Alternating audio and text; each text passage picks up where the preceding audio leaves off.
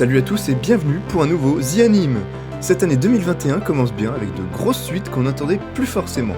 Alors que c'est un peu la merde dehors, les séries d'animation nous font les yeux doux, et ce serait bête de pas en profiter.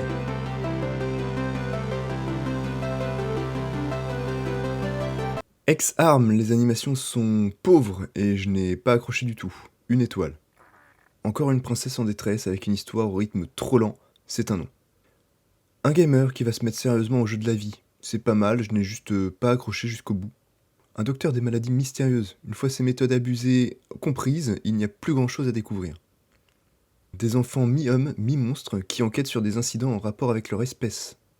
Bien que j'adore la série, je n'ai pas trouvé cette saison intéressante, seulement 2 étoiles. Avec des caractéristiques s'approchant de Kei, je n'ai pour autant pas apprécié l'histoire. Après 170 épisodes, clap de fin pour la série shonen, mais un film est déjà annoncé et le manga toujours en cours. On espère les revoir prochainement. Alors que l'histoire était terminée, on recommence dans la boucle de 1983. J'avais d'abord cru à un remake, mais pas du tout. Il s'agit bien d'une suite, et elle était cool. Un shonen parfois violent et plein d'action, parfois plus comique. J'ai bien aimé, mais la mécanique du garçon habité par un être maléfique est déjà connue. Une histoire de vengeance mélangée à un porno, c'est pas si mal si on s'intéresse à l'histoire. Un personnage naïf qui gagne en puissance quand il touche de l'argent ou des filles. Une course épique de skate et une belle histoire d'amitié, c'est correct. Un perso abusé qui n'a pas conscience de sa puissance, on rigole mais sa naïveté est énervante. La création des animaux au début du monde, c'est sympa, c'est mignonné, pourquoi pas. Plein d'action, l'animation est propre mais l'anime va un peu vite en besogne, dommage. Un monde parallèle et 2 jeunes filles qu'il visite régulièrement, j'ai bien accroché en vrai.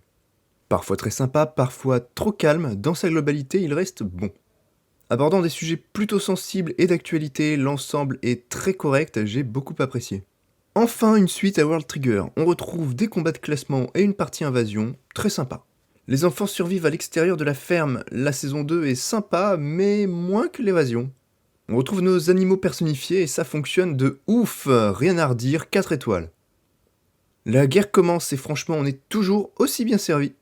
Une saison 2 est déjà prévue cet été pour cet isekai après une résurrection, l'animation est bonne, l'histoire intéressante, c'est un gros oui. Une autre suite qui était attendue, bien que le personnage parte moins en délire que lors de la saison 1, cette saison reste très correcte, je vous la conseille. La première partie de cette saison finale se termine, on n'attend plus que la toute dernière étape alors que le manga est terminé.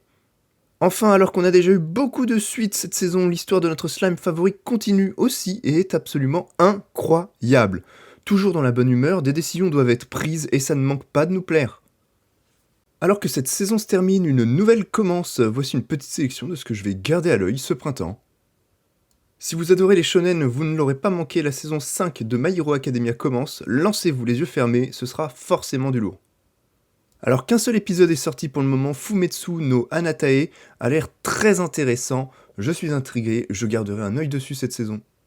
Commencé pendant l'hiver, Kumo Desuga aura visiblement plus de 20 épisodes, on va donc regarder ça et apprécier le contenu, une saison de plus. Si le shamisen n'est pas au goût de tous, les musiques ont l'air puissantes et l'histoire intéressante. Ne serait-ce que par curiosité, je regarderai Mashiro no Oto. Après sa victoire au grand tournoi Megalomania, on retrouve Gearless Joe dans une nouvelle saison de Megalobox. Il a l'air pas en très bon état, et ça m'intrigue. Enfin, j'ai pris une grosse claque en regardant les premiers épisodes, à voir s'il continuera dans cette lancée, mais Vivi Fluorite Ice Song a l'air d'être un gros morceau, je ne le manquerai pas. Ce sera tout pour cette fois, j'espère avoir pu rajouter une petite série à votre liste déjà bien remplie. On se retrouve à la fin de cette saison printemps 2021 en espérant que nos attentes, les miennes surtout, ne soient pas déçues. Je vous dis à la prochaine, c'était Zif pour le fun et le plaisir, salut.